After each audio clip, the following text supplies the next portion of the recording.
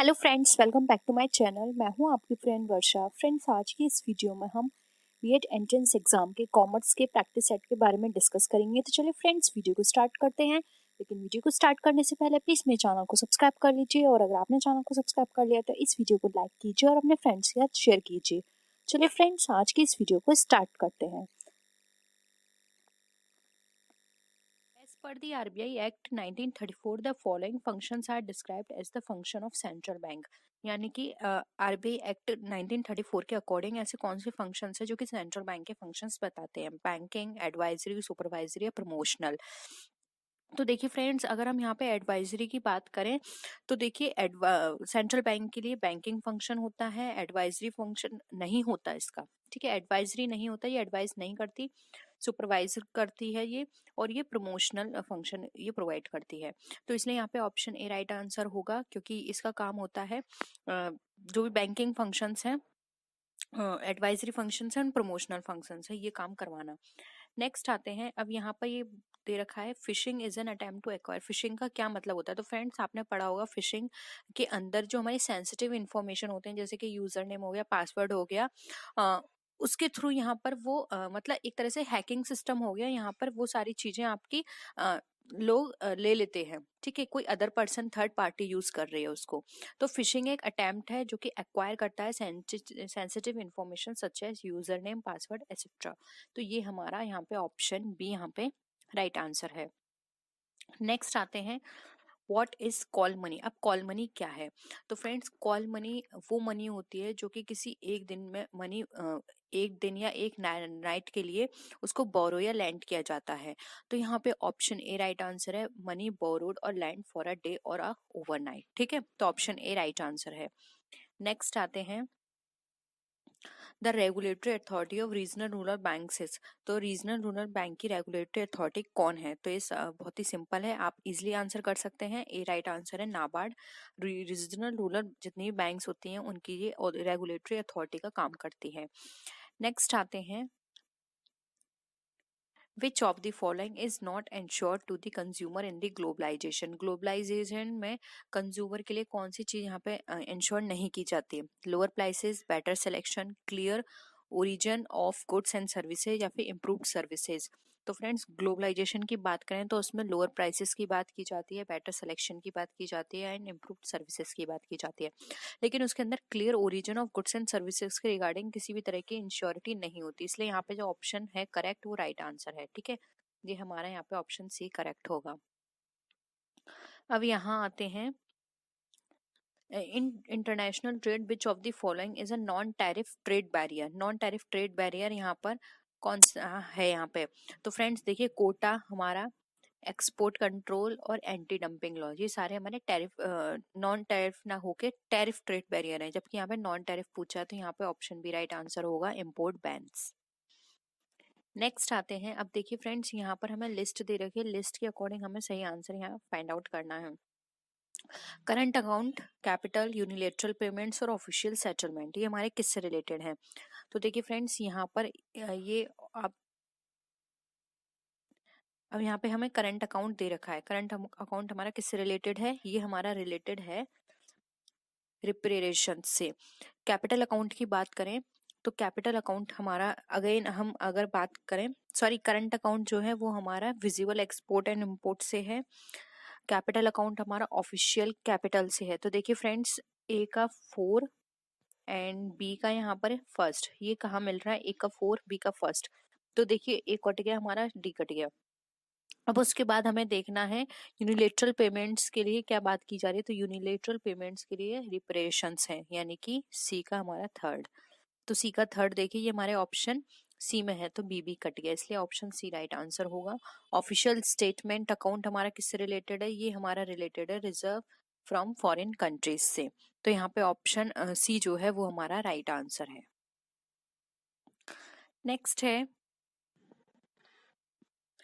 तो देखिए फ्रेंड्स, यहाँ पे हमारा है कृषि विशेष उपज योजना, ए का थर्ड। अब ए का थर्ड देखिए कहाँ पर है? तो ए का थर्ड हमें ऑप्शन सी और डी में दे रखा है, यानी कि हमारा ए कट गया और बी कट गया। अब देखिए, डीईपीवी क्या होता है? इसकी फुल फॉर्म होती है ड्यूटी एंटाइटलमेंट पासबुक। तो एक फोर्थ का क्या हो गया, सेकंड। तो देखिए यहाँ पे ऑप्शन डी जो है वो हमारा राइट आंसर होगा। ठीक है, डी हमारा क्या है, यहाँ पे राइट आंसर है। नेक्स्ट आते हैं, which of the following is not the agency of world bank. अब वर्ल्ड बैंक की इसमें से कौन सी एजेंसी नहीं है। हमने 5 ग्रुप की बात की थी वर्ल्ड बैंक के अंदर, तो आपको पता होगा एडीबी 5 ग्रुप में नहीं आती है, जबकि मीगा, आईसीएसआईडी और आईडीए इनके अंदर आती हैं। तो यहाँ पे ऑप्शन सी राइट आंसर है। अब नेक्स्ट है, अब यहाँ पर हमें ईयर्स दे रखे हैं यूरोपियन यूनियन का। तो देखिए फ्रेंड्स, यहाँ पर सबसे पहले आप ये देख लीजिए, यहाँ पर हमें दे रखा है यूरोपियन यूनियन का, और नीचे इनके कोड दे रखे हैं। ठीक है, ये है इनके कोड। तो आप यहाँ पे पता लगाइए कि इसमें किसका कोड सही होगा। तो देखिए यहाँ पर जो इसका ए का जो ऑप्शन है, ए का यहाँ पर देखें, यूरोपियन यूनियन जो है वो हमारी किससे रिलेटेड है, यूरोपियन यूनियन है 1992 का, यानी कि ए का हमारा 2 हो गया।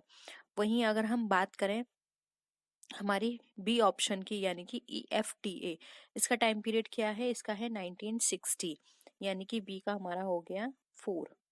वहीं अगर हम सी की बात करें, कैरिकॉम, जिसको कैरिबियन कम्युनिटी भी बोला जाता है, इसका टाइम पीरियड है 1973। ठीक है, तो यानी सी का हमारा क्या हो गया, फर्स्ट। तो देखिए ये कहाँ मैच कर रहा है, ये हमारा मैच कर रहा है ऑप्शन बी में। तो राइट आंसर हो गया यहाँ पे ऑप्शन नंबर बी। नेक्स्ट है, अब हमें यहाँ पे WTO के ऑब्जेक्टिव्स दे रखे हैं, वो हमें बताने हैं। To improve the quality of technology in the member countries, क्या ये है ऑब्जेक्टिव। फिर है to improve the standard of living of people in the member countries. Next है to ensure full employment and broad increase in effective demand. Fourth है यहाँ पर to enlarge production and trade of goods. Fifth है to increase trade of services. तो देखिए friends, fifth भी option correct है, production and trade of goods ये भी करेक्ट है, फुल एम्प्लॉयमेंट एंड ब्रॉड ये भी हमारा सही है, to improve the standard of living, अगर स्टैंडर्ड ऑफ लिविंग की बात करें तो ये भी सही है। लेकिन फ्रेंड्स यहाँ पर बात की जा रही है to improve the quality of technology in the member countries. Friends ये टेक्नोलॉजी पर बात नहीं करती है, इसलिए यहाँ पे ऑप्शन ए जो है हमारा कट गया। तो देखिए हमें यहाँ पे देखना है 2, 3, 4, 5। तो देखिए यहाँ पे ऑप्शन बी करेक्ट है, ऑप्शन बी यहाँ पे हमारा राइट आंसर होगा। नेक्स्ट है the industrial growth in India has been hampered by the burden of many controls and regulations. तो फ्रेंड्स ये बात बिल्कुल करेक्ट है। नेक्स्ट है the industrial policy seeks to liberate the industrial from the shackles of licensing system. नहीं, ये बिल्कुल सही नहीं है। तो देखिए फ्रेंड्स, यहाँ पे हमारा जो असर्शन 1 है वो बिल्कुल करेक्ट है, लेकिन उसका जो रीजन दे रखा है वो करेक्ट नहीं है, इसलिए ऑप्शन यहाँ पे हमारा ए क्या हो जाएगा, राइट आंसर हो जाएगा। नेक्स्ट आते हैं, अब यहाँ पर हमें दे रखे हैं इंटरनल एनवायरनमेंट जो है उसके अंदर क्या क्या चीज यहाँ पे इंक्लूड की गई है। तो business ethics and moral standards की बात इंटरनल एनवायरनमेंट में की जाती है। वहीं सेकंड ऑप्शन में देखें तो बिजनेस एंड मैनेजरियल पॉलिसी की बात इंटरनल एनवायरनमेंट करता है, बिजनेस डेवलपमेंट की भी बात की जाती है। वहीं गवर्नमेंट रूल्स एंड रेगुलेशन की बात करें तो ये इंटरनल एनवायरनमेंट का पार्ट नहीं है, ये एक्सटर्नल एनवायरनमेंट का पार्ट है। वहीं इंडस्ट्रियल रिलेशन भी इंटरनल एनवायरनमेंट का पार्ट है। तो देखिए फ्रेंड्स, फर्स्ट 2, 3 एंड फिफ्थ हमारा करेक्ट है। तो देखिए फर्स्ट 2, 3 एंड फिफ्थ, यहाँ पे कौन सा ऑप्शन करेक्ट होगा, यहाँ पे जो हमारा ऑप्शन होगा वो हमारा डी यहाँ पे राइट आंसर होगा। नेक्स्ट आते हैं, अब यहाँ पर हमें मैचिंग दे रखी है, इनकरेक्ट कॉम्बिनेशन हमें यहाँ पे चेक करना है। First, 7th, 11th and 13th, ये 1951, 1977, 1998 या फिर 2007, और ये हमारी रिपोर्ट सबमिट का टाइम है 1953, 1978, 2000 एंड 2000, और ये इनके चेयरमैन है। तो यहाँ पर अगर हम देखें 55 क्वेश्चन के अंदर, तो ये 11th में जो दे रखा है ये हमारा करेक्ट इनकरेक्ट है। ठीक है, 1990, 2000 एंड NKP सेल्फ, तो ये गलत कॉम्बिनेशन है, इसलिए ऑप्शन सी यहाँ पे हमारा राइट आंसर है। नेक्स्ट है, a flexible budget requires careful study and classification of expenses into. तो फ्लेक्सिबल बजट की बात करें यहाँ पर हम, तो देखिए यहाँ पर फिक्स्ड, सेमी वेरिएबल और वेरिएबल एक्सपेंसेस, ये सारी चीजों की स्टडी की जाती है, इसके अंदर क्लासिफिकेशन होता है फ्लेक्सिबल बजट के अंदर। तो यहाँ पे ऑप्शन डी हमारा राइट आंसर होगा। नेक्स्ट है, responsibility accounting aims at collecting and reporting costing information. अब जो रेस्पॉन्सिबिलिटी अकाउंटिंग होती है उसका एम क्या होता है, किस चीज को कलेक्ट करना और उसकी रिपोर्टिंग करना होता है। डिपार्टमेंटल वाइज करते हैं, कॉस्ट वाइज, फंक्शन वाइज या फिर प्रोडक्शन वाइज। तो यहाँ पर देखें तो देखिए इसके अंदर कॉस्ट सेंटर वाइज इसको कॉस्टिंग की जाती है, इसकी इंफॉर्मेशन को कलेक्ट किया जाता है, इसलिए ऑप्शन बी हमारा राइट आंसर है। नेक्स्ट आते हैं, अब यहाँ पे दे रखा है return on investment is computed as. Return on investment जो है वो किस तरह से कंप्यूट किया जाता है। तो रिटर्न ऑन इन्वेस्टमेंट को कंप्यूट करने के लिए हमें चाहिए net profit ratio into capital turnover ratio. तो देखिए ऑप्शन ए हमारा बिल्कुल करेक्ट है, तो राइट आंसर होगा ऑप्शन ए। हमें यहाँ पे बात की जा रही है मार्जिन ऑफ सेफ्टी की, वो किस तरह से कैलकुलेट की जाती है। Profit upon PV ratio, fixed upon contribution, break even sales upon sales और प्रॉफिट अपॉन सेल्स। तो देखिए फ्रेंड्स, आपने मार्जिन ऑफ सेफ्टी के 2 से 3 मेथड हैं कैलकुलेट करने के, तो आपको याद होगा। अगर हम मार्जिन ऑफ सेफ्टी की बात करते हैं तो उसमें हमें प्रॉफिट अपॉन पीवी रेशियो इस तरह से हम निकालते हैं, तो ऑप्शन ए यहाँ पे हमारा राइट आंसर है। नेक्स्ट है, अब यहाँ पर हमें दे रखा है pre acquisition profit in subsidiary company is considered as. तो जो प्री एक्विजिशन प्रॉफिट होता है सब्सिडरी कंपनी का, किस तरह से कैलकुलेट किया जाता है, कंसिडर किया जाता है। तो ये एज अ कैपिटल प्रॉफिट इसको माना जाता है, तो यहाँ पे ऑप्शन बी हमारा राइट आंसर है। अब यहाँ पे हमें असर्शन और रीजन दे रखे हैं। The financial statement prepared on historical cost basis result into an erosion of capital in the long run। तो देखते हैं आगे। Maintaining the books of accounts as per current purchasing power technique only may contain the inflationary pressure. तो देखिए friends, यहाँ पर बात की जा रही है इसके अंदर फाइनेंशियल स्टेटमेंट को प्रिपेयर करने की हिस्टोरिकल बेसिस पर, तो ये तो करेक्ट है। उसी हिसाब से यहाँ पे मेंटेन करने की बात कर रहे हैं बुक्स को करंट परचेजिंग पावर के अकॉर्डिंग, तो ये भी यहाँ पे बात सही कर रहे हैं। लेकिन ये बात तो दोनों सही है, लेकिन इसके थ्रू इसका जो एक्सप्लेनेशन है वो ये नहीं दे पा रहा है। तो यहाँ पे देखिए ऑप्शन बी करेक्ट होगा, ए और बी ट्रू तो है but R is not the correct explanation of A, इसलिए यहाँ पे ऑप्शन बी हमारा राइट आंसर होगा। नेक्स्ट आते हैं, secondary market intermediates for corporate securities in India are. अब जो सेकेंडरी मार्केट इंटरमीडिएटरीज हैं कॉर्पोरेट सिक्योरिटी के अंदर, उसके इंडिया में वो कौन कौन से हैं। इन्वेस्टर्स हैं, जॉबर्स हैं, ब्रोकर्स और सब ब्रोकर्स हैं, या फिर पोर्टफोलियो कंसल्टेंट है। तो यहाँ पर अगर हम बात करें तो देखिए जॉबर्स भी होते हैं, ब्रोकर सब ब्रोकर्स भी होते हैं और पोर्टफोलियो कंसल्टेंट भी होते हैं, इसलिए ऑप्शन बी हमारा राइट आंसर है। इन्वेस्टर यहाँ पे नहीं होते हैं, ठीक है। Next, the type of lease requiring an agreement between the financier and lessor is known as। तो देखिए ये हमारे कहलाते हैं लिवरेज्ड लीज, तो ऑप्शन सी यहाँ पे हमारा राइट आंसर है। नेक्स्ट आते हैं, अब यहाँ पर आपको किसी एक या दो का भी पता है तो आप इजीली इसका आंसर निकाल सकते हैं। देखिए आपको पता होगा सबसे पुराना कौन सा है, बीएससी। बीएससी का टाइम पीरियड क्या है, यहाँ पे कर देती हूँ मैं ऑप्शन 1, ठीक है। इस तरह से लेके देख लीजिए या फिर आप, तो 3 का क्या हो गया 1। अब देखिए वही एनएससी है, एनएससी का टाइम पीरियड क्या है 1992, यानी कि ए का क्या हो गया 2। तो देखिए ये हमारा कहाँ मैच कर रहा है, ए का 2 और सी का 1 ऑप्शन ए में कर रहा है। एक बार नीचे और देख लेते हैं कौन कौन से ऑप्शंस हैं। तो देखिए ए का 2 हमारा, यानी कि ये तो कट गए सी और डी। अब देखिए सी का लेकिन 1 था तो हमारा ऑप्शन बी भी कट गया, सी भी कट गया, डी भी। अब ऑप्शन ए बचा तो ए करेक्ट है। उसके बाद देख लीजिए ऑप्शन जे एमसीएक्स एसएक्स जो है ये हमारा 2008 का टाइम पीरियड है। वहीं अगर हम बात करें interconnected stock exchange of India यानी कि आईसीईआई, तो इसका टाइम पीरियड है 2000, तो ऑप्शन डी का हो गया 3rd, तो ऑप्शन यहाँ पे ए जो है वो करेक्ट है। नेक्स्ट आते हैं, monopolistics prefer to sell the product in the markets with. अब मोनोपोलिस्टिक्स जो होते हैं वो प्रोडक्ट को मार्केट में किस बेसिस पर वो सेल करते हैं। तो मोनोपोलिस्टिक की बात की जाए तो ये मार्केट में अपना प्रोडक्ट सेल करते हैं जब इलास्टिक डिमांड होती है, इलास्टिक डिमांड के बेसिस पर, तो ऑप्शन ए यहाँ पे राइट आंसर है। नेक्स्ट है, in the long run under perfect competition all firms invariably get only normal profit। Next है, all firms incur minimum average cost and incur no selling cost due to absence of product differentiation. तो यहाँ पर हम बात करें देखिए friends, तो यहाँ पे जो हमारी जो फर्स्ट जो दे रखी है असर्शन वो हमारी यहाँ पे गलत है, ठीक है। लॉन्ग रन की बात यहाँ पे नहीं होती है इसमें नॉर्मल प्रॉफिट को लेकर। वहीं अगर हम देखें तो जो हमारा रीजन है ये हमारा सही तो है, ठीक है। तो ऑप्शन सी यहाँ पे करेक्ट होगा, असर्शन ए हमारी गलत है जबकि रीजन जो दे रखा है वो बिल्कुल सही है, तो ऑप्शन सी राइट आंसर है। नेक्स्ट आते हैं, अब देखिए अगेन हमारे पास असर्शन एंड रीजन का क्वेश्चन है। Differential pricing structure is design to accommodate the various categories of buyers. Next है its aim at increasing sales and revenues and driving the competitors out from the market. तो हम देखें यहाँ पर तो हमारा जो यहाँ पर बात की जा रही है डिफरेंशियल प्राइसिंग स्ट्रक्चर की एकोमोडेट करते हैं वेरियस कैटेगरीज ऑफ वायर्स को, तो ये तो बिल्कुल सही बात है।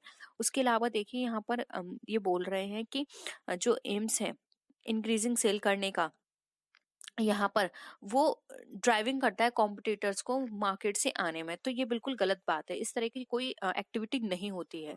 तो यहाँ पे जो हमारा असर्शन है वो सही है और हमारा जो रीजन है वो बिल्कुल गलत है, तो ऑप्शन बी यहाँ पे राइट आंसर होगा। नेक्स्ट है cost plus pricing is consider appropriate for. अब जो कॉस्ट प्लस प्राइसिंग है वो किसके लिए अप्रोप्रिएट है? Product tailoring, public utility pricing, refusal pricing या फिर मोनोपोली प्राइसिंग के लिए। तो ये हमारी बेस कॉस्ट प्राइसिंग जो होती है वो हमारी प्रोडक्ट टेलरिंग के लिए होती है, पब्लिक यूटिलिटी प्राइसिंग के लिए होती है और रिफ्यूजल प्राइसिंग के लिए होती है, जबकि मोनोपोली की ये बात नहीं करती है, इसलिए ऑप्शन बी राइट आंसर होगा। नेक्स्ट है for promoting sales advertising endeavours may be made as per the. अब यहाँ पर देखिए तो यहाँ पर इसका जो राइट आंसर है वो है कॉम्पिटेटिव पैरिटी भी होती है इसके अंदर, ऑब्जेक्टिव एंड टास्क भी होता है और ऑल वन कैन अफोर्ड भी होता है, जबकि टाइट सेल की बात नहीं करते हैं, तो ऑप्शन सी राइट आंसर है। नेक्स्ट है in the hypothesis testing procedure, a researcher may commit type second error in which of the following condition। अब टाइप एरर सेकंड एरर जो होती है वो किस कंडीशन में की जाती है? तो ये की जाती है जो हमारी जो नल हाइपोथेसिस है वो फॉल्स जो होती हैं वो एक्सेप्ट कर ली जाती हैं, यानी कि फॉल नल हाइपोथेसिस को एक्सेप्ट कर लिया जाता है, तब ये हमारी जो सेकंड एरर है वो हम निकालते हैं। तो देखिए यहाँ पर जो हमारा ऑप्शन सी है वो राइट आंसर होगा। आप ऐसे याद रखिए जो नल हाइपोथेसिस होगी, गलत नल हाइपोथेसिस को अगर हम एक्सेप्ट कर रहे हैं तो टाइप सेकंड एरर है, ठीक है, और अगर हम इसको रिजेक्ट कर रहे हैं तो टाइप वन एरर है।